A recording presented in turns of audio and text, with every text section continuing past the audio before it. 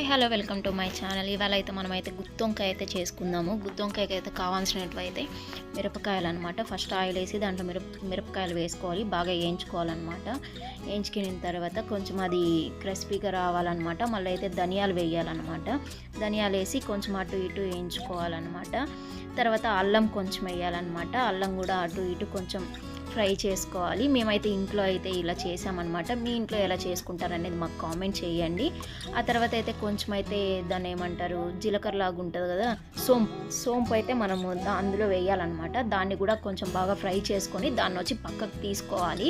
ఆ తర్వాత మిక్సీలో అయితే వేసుకొని బాగా ఇచ్చేసుకోవాలన్నమాట. శనగపప్పులు అయితే మనం ముందుగా వేయించుకోవాలి, బానట్లో వేయించుకొని ఆ తర్వాత అయితే శనగపప్పులు ఇవన్నీ కలిపి మిక్సీలో వేసుకునేసేయాలి. తర్వాత అయితే కొంచెం పక్కన పెట్టుకొని సాల్ట్, దాంట్లో పసుపు కొంచెం వేసుకోవాలి. మేమైతే వంకాయలు అయితే ఇలా కట్ చేసుకుంటాము, మీరు ఎలా కట్ చేసుకుంటారు అనేది కామెంట్ చేయండి. వంకాయ అయితే మాత్రం గుమగుమలు ఆడిపోయిందనమాట. మీరు మీ ఇంట్లో ఎలా ట్రై చేస్తారు, ఏ ఐటమ్స్ యూస్ చేస్తారు అనేది మాకైతే కామెంట్ చేయండి. మేమైతే మా ఇంట్లో ఇలా చేస్తామన్నమాట. ఆ తర్వాత అయితే మనమైతే వాటర్లో అయితే వేసుకోవాలి, లేకపోతే కర్నెక్కిపోతాయి. ఆ తర్వాత అయితే 4 ఇలా అలా కట్ చేసుకొని ఆ మధ్యలో అయితే మనమైతే ఈ పౌడర్ అనేది అందులో వేస్తామన్నమాట. ఆ తర్వాత అయితే పక్కన అయితే పెట్టుకుంటాము. ఆ తర్వాత అయితే ఇంకా బాండ్లు అయితే పెట్టుకుంటాం కదా, ఇంకా గ్యాస్ పైన ఇవైతే ఇలా అయితే మిగిలిన పొడి అయితే మనము ఇలా వేసుకునేస్తాం అనమాట. మిగిలిన మొత్తం మళ్ళీ దాంట్లో కర్రీలో వేసుకునేయచ్చు, బాగుంటుంది. ఆ తర్వాత అయితే బాండ్లు పెట్టుకొని ఆయిల్ వేసుకొని దాంట్లో అయితే మనకి తెలిసిందే కదా, ఇది ఆవాలు, కరివేపాకు అవి వేసుకోవాలన్నమాట. ఆ తర్వాత అయితే ఆయిల్లోనే ఫ్రై చేయాలి. ఇది కొంచెం ఎంత బాగా ఫ్రై చేస్తే అంత బాగా టేస్ట్ వస్తుంది అనమాట. ఆయిల్లో బాగా ఫ్రై చేస్తేనే సూపర్గా ఉంటుంది. ఇంకా పౌడర్ అంతా మిగిలిందంతా మేము దీంట్లో వేసాము. అండ్ ఇది రైస్లో కూడా మీరు కలుపుకొని తింటే సూపర్ టేస్టీగా ఉంటుంది. ఎవరైనా ఇలా రైస్లో కూడా టేస్ట్ చేశారా? కొంచెం ఒకసారి అలా కూడా ట్రై చేయండి, చాలా బాగుంటుంది.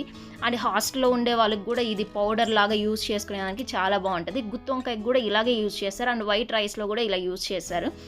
ఇలా అయితే కొంచెం బాగా ఫ్రై అయిన తర్వాత అయితే మేము వాటర్ అయితే వేస్తామన్నమాట. కొంచెం అలా కుక్ చేసి అది బాగా ఇదవుతుంది. ఆ తర్వాత అయితే చింతపండు అయితే మనం ముందుగా నానబెట్టుకోవాలి. నానబెట్టుకుని చింతపండు వడగట్టుకొని అందులో వేసుకోవాలన్నమాట. కావాల్సిన పదార్థాలు అయితే మీరైతే మొత్తం చూసారు కదా, ఇలా అయితే మేమైతే ప్రిపేర్ చేస్తామన్నమాట. తర్వాత అయితే వాటర్ అయితే కొంచెమే వేసుకోవాలి. మళ్ళీ వాటర్గా ఉంటే అస్సలు బాగోదనమాట. లైట్గా వేసి చింతపండు వాటర్ ఈ పౌడర్లోనే అది బాగా కుక్ అవుతుందన్నమాట. బాగా గుమగుమలు అయితే ఆడుతుందన్నమాట. సో మాకైతే ఇంత బాగా వచ్చింది. మీరు ఎలా ట్రై చేస్తారు? అండ్ ఇది ఉడికిందా లేదా అనేది మనం ప్రెస్ చేసి చూసుకోవచ్చు అనమాట. ఎక్స్పీరియన్స్ వాళ్ళు అయితే ప్రెస్ చేయరు అనమాట.